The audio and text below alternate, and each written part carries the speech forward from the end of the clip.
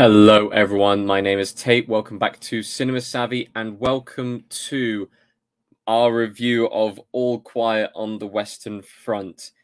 This is a fascinating film. This film, there's a little bit of hype behind this film, okay? So when this trailer first came out for All Quiet on the Western Front 2022, I have to add that it's from 2022, on Reddit, I remember watching it. I remember seeing it. I remember there being a lot of people going, "Oh, this looks actually really good." A lot of history buffs going, "Oh, yes, that looks like, that thing." And I don't know the deep trenches of history in that sense. But there was quite a lot of buzz going around this film when it first had its trailer release. So we're going to talk about it a little bit today because I was lucky enough to get my hands on an early screener copy of it to be able to review to you people today. But first, we want to know kind of if you've seen any of the other All Quiet on the Western Front. There's been a few put out there, whether you've read the original book, whether you've seen the 1930s version, which I believe is the probably most famous one out of all of them that have been released, or whether you've seen the TV version as well. Please let us know if you've seen various different versions of this film, and if you're looking forward to watching this one in the comments below. Also, make sure to like, subscribe, all of that jazz to go along with that. Also, follow us on our social medias just to find out when the videos are going to be coming out in the future. So go follow us on Instagram and Twitter at cinema_savvy. Go follow us on Facebook and Letterboxd. Just type in Cinema Savvy. Go see us on those websites in the description. And also go find us on Redbubble, where you can pick up some merch and help out the channel. So here we go. Let's talk about All Quiet on the Western Front. Now, this is a World War I based film following a bunch of boys from a local town, and it's their journey into war. I believe the tagline from various different forms of the media for it is, "They went as boys and never returned as men." It's quite a harrowing tale of soldiers in World War I just being innocent bystanders to, the casualties of war. And it was quite a popular work of fiction when it was originally written by Erich Maria Remarque. Very, very famous piece of literature with that, following the German side of a war, which, not many films do. Not many films have followed World War I. I mean, we've been talking about more and more of them in recent times. So we've been talking about 1917, which put a massive spotlight on that war and the horrors of it. War Horse as well is quite a popular kind of American film that stares into the face of World War I and the tragedies that is of it. But there aren't many films that really look at the human element of it in that same sense. And with All Quiet on the Western Front, we have a absolutely phenomenal film. I want to put this out there straight away. This is my favorite film of the year. This is so far my favorite film of the year. I've seen a lot of films this year, whether it's London Film Festival or whether it is, just films that I've seen going to the cinema. And this film got me in a completely different way.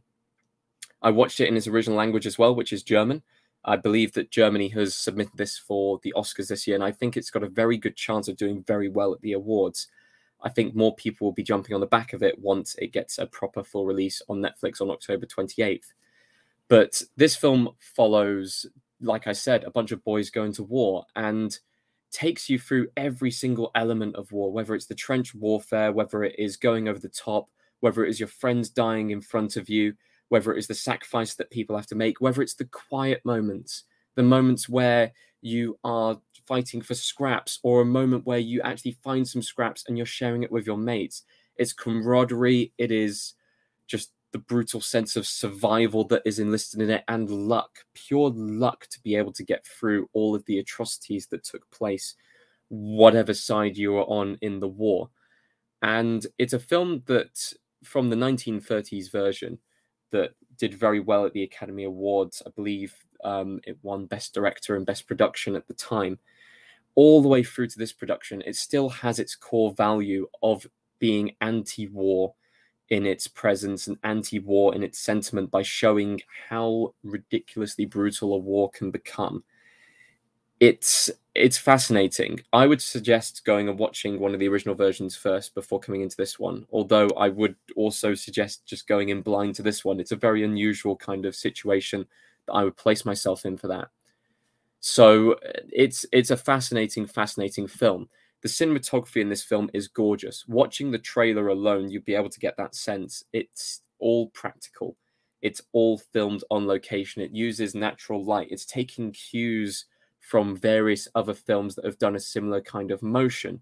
So 1917 used an awful lot of natural light. It did use some CGI elements, but they used that to frame its shots. They used it to, you know, be able to get that kind of cold sense of just flames being in the background, lighting up the scene.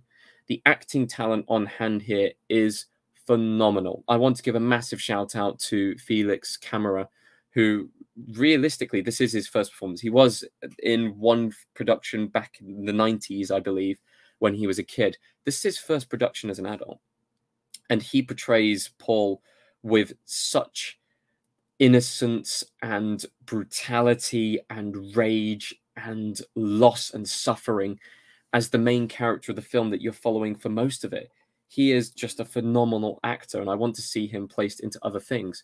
All of the members of the crew that we kind of get to know, get to follow and stuff like that, they're all brilliant as well. It's so fascinating to be able to watch all of their different stories diverging into different paths, coming back together, and various different elements. One of the big draws of the film as well is Daniel Bruhl, a fantastic actor who's broken into Hollywood, who is playing Matthias Berger.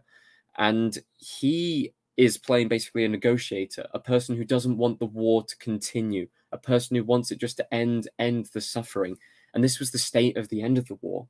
And his character is there just to, you know, negotiate the terms. He knows that, you know, the German side is signing off, you know, their rights in the future, but he doesn't want to see any more suffering. It's such a solemn performance. Across the entire board, this is a just phenomenal film. It's a film that when you watch it, it's going to stick with you for a very long time. I don't think this film's ever going to leave my mind for, you know, past the award season or anything like that. It's just draws you in and almost spits you back out with how it frames a war that many people don't know much about. And like I said at the very start, a lot of people have been talking about how it has that historical accuracy added to it. A lot of things that war shies away from. Sometimes, you know, you have unrealistic things in film. 1917 is a big one for it. You have the trench run across the front. He's running in front of the line. He's bumping into people. He's not being shot. He would absolutely be shot in any case in a normal war. This is the kind of film where you would get shot. You will get shot in those circumstances. And I'm glad that it's kind of, you know, the run length that it is. It runs on for an uncomfortable amount of time, but it doesn't go like whoosh really fast. It doesn't go woo really slow. There's always something to watch out for, whether it's the small quiet moments or the big action set pieces on the battlefield. Overall, it's just a phenomenal film. I would highly recommend watching it in its original language of German.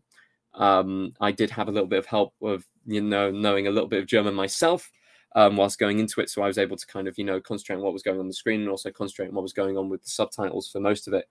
But I think, especially with a lot of foreign language films, they're best experienced when they are watched in the original intention. So watching this film in its original language is the best way forward. It is a film about the reality of war. It is a film where if you do not like blood, if you do not like death, if you do not like those elements, it will be incredibly uncomfortable. It just will. The natural state of the film puts you in that situation. But you also see, like I said, the moments of camaraderie, the moments of, you know, unity within that horrible, horrible place. It is one of Netflix's best pieces of work that they have put out as far as individual films. It is one of the best pieces of cinema that I have seen this year and across the last few years as well. It was a big statement that I made when I first watched this film, which was I love 1917. I have a place in my heart for 1917. I was in 1917 as one of the soldiers, so I have that connection. This film is better than 1917. And that is a massive statement for me to make, at least, having that connection to it.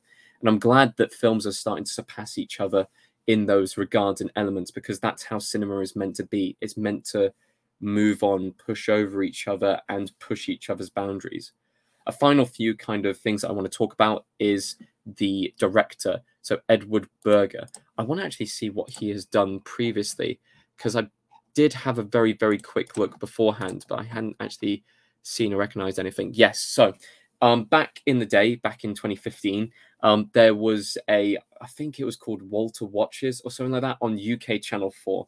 It was Channel 4's way of getting out foreign TV shows into kind of the ethos. So go watch these amazing foreign TV shows that are out there, which people don't actually get the chance to go and watch. And one of them was called Deutschland 83 or Deutschland 83, which was a fantastic Cold War, so like, you know, East versus West Berlin thriller, which was absolutely phenomenal. Made perfect use of character direction and, you know, building up tension and putting yourself within those kind of that era of history. So from going to directing that to directing this film as well. For people who have watched British TV as well, he also directed a few episodes of The Terror, which I know is quite a popular show, and also Patrick Melrose, which had Benedict Cumberbatch in, which I haven't personally seen, but he's quite a story director now. The fact that he's moving on to bigger projects, Netflix have given him this one to go on to, which was, once again, I cannot state how good this film is, and I hope that people watch it and love it as much as I have. The final thing I want to talk about is the music. The music in this film is beautifully stunning.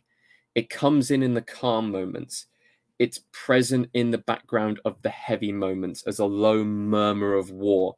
It has the harsh kind of nature of cutting in when you don't expect it, just because it suits the scene. It took a little bit to get used to, but if you've watched the film, and when you do watch the film, you'll understand what I mean by saying that it really does cut in and cut deep with the music. Its quiet moments with its string accompanies are fantastic, and then it's cut in with that hard electric sound, that hard beating heart of war that comes with it. This film overall is a complete film. If I'm going on to my final thoughts, all I can say is just unreal, absolutely unreal. You will have the most fantastic time watching this film. It will be uncomfortable to watch, but from the end of it, you'll be left with such a mark from this horrid war that you will have nothing to say but bravo for this kind of production that goes into it. So that's my review on All Quiet at the Western Front. It was quite, you know, positive. Like, this film is fantastic, and I genuinely do think that you should go and watch it.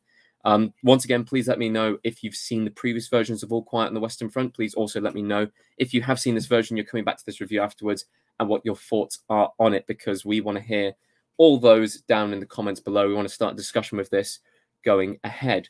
Also, follow us on all of our social media streams down below as well. So on Instagram, on Facebook, on Twitter, all of those things, all the links are down in the description. There's also a scroll bar probably coming across right now telling you where to go for all of those social media things. And also go on to our Redbubble store and pick up a t-shirt as well, just to help out the channel.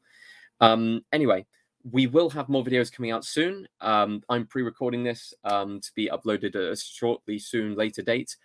We still have our Steven Spielberg retrospective going on, so please go check out all of our films from that. I've mentioned the London Film Festival. Go check out our playlist for all of those films that we reviewed this year from that.